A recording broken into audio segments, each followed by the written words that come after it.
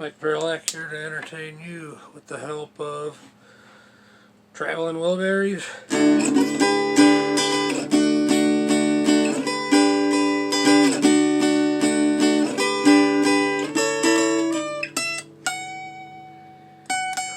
Well, it's alright.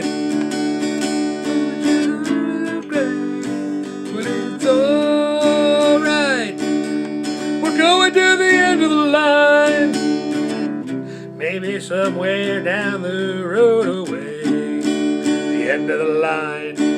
You'll think of me and wonder where I am these days. The end of the line. That's Tom Petty's part. He's deceased now.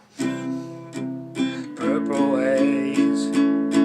Well, it's alright. Even if you're over the grave. Well, it's alright. You still got something to say. Well, it's alright. Remember to live and let live. Well, it's alright. The best you can do is forgive. It's alright. Even if you're wrong. Well, it's alright. Sometimes you gotta be strong.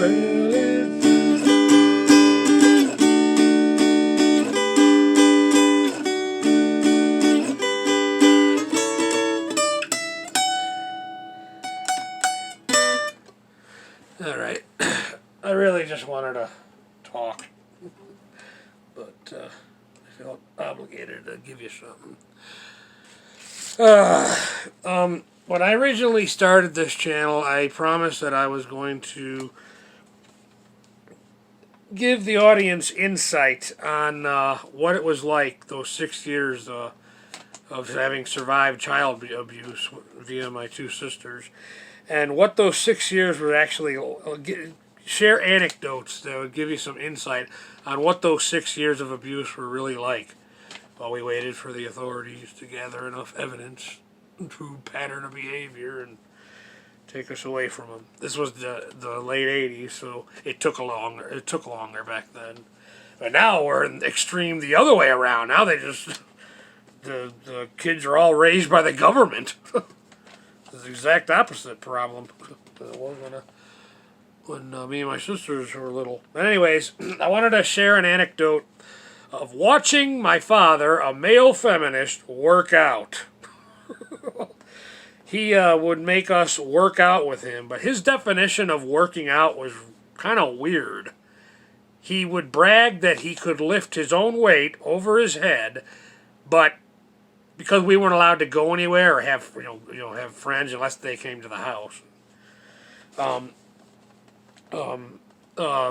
We basically had to hold his hand, and be there with him while he worked out. So he had this barbell that he used to use. That I could lift my own weight over my head, but this is how he worked out. He lifted up that barbell up over his head. One time, took a minute or two break while he chewed a toothpick, and fondled and rubbed himself through his jeans. He wasn't naked.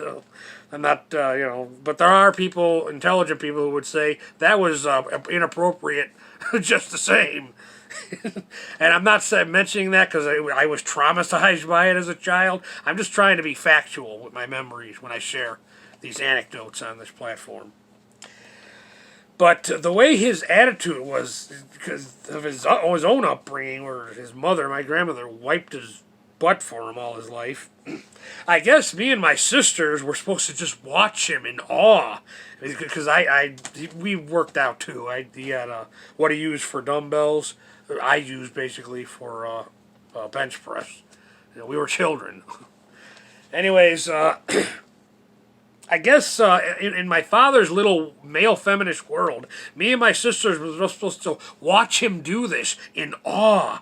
Like, oh my God, this guy is the most amazing man that ever lived. When we grow up, we got to be just like this guy. But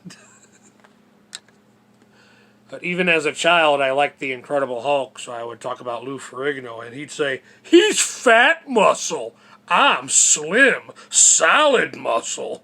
Because this is how, in his brain, human anatomy worked, I guess. All these bodybuilders, according to my father, were fat muscle. They weren't slim, solid muscle like him. What normal people call bench press, the exercise bench press, my father called backs. And he would lay on the ground, and me and my sister had to help him lift the barbell up over him so he can do, from a laying position, these exercises he called backs, which is basically a bench press without a bench press. My aunt, his sister, gave him a bench press one year. He used it one time and decided it wasn't for him. Why? Because for him it was about control. As long as he used the bench press, me and my sisters were free to play, to do our own thing. My father couldn't have that. So we had to go back to doing it the way, what made it necessary for me and my sisters to be right there but with him. On one occasion, I happened to have been, I was doing homework or maybe drawing a picture at Garfield or Odie or Snoopy or whatever it was, and one time I wasn't there when he was going back with it to catch the barbell. And boy, did I get beaten for that. From my point of view, even as a child, my father's version of working out was almost a complete waste of time. Some exercises we would be allowed to listen to music, so those were a little more bearable. But this is how we spent our evenings, living with this male feminist. That's basically all I wanted to say. I finished Melrose Place, but unfortunately, to my disappointment, they don't show the explosion at the end of season 3. So I had to purchase season 4 because, boy, to get after all that and then no explosion. It'll leave a guy hanging, man. Anyways, I'll be doing a full video in regards to that. Also, too, I'm working on Sting and the Police. They'll be my next of the new series I started, my 7,777 CD collection. So the next one will be Sting and the Police, and I promise the tally will be more than double what Huey was. Huey was 8. From time to time, like if I ever do acquire picture this, the first Huey Lewis and the News album on CD, I'll be able to up the tally from 8 to 9. But with Sting, I already know I'm going to be in the vicinity of about 21 discs. That's not counting duplicates and homemade, CDs. Well, anyways, that's my plans in the immediate future with this channel. Mike Perlak, thank you for your time.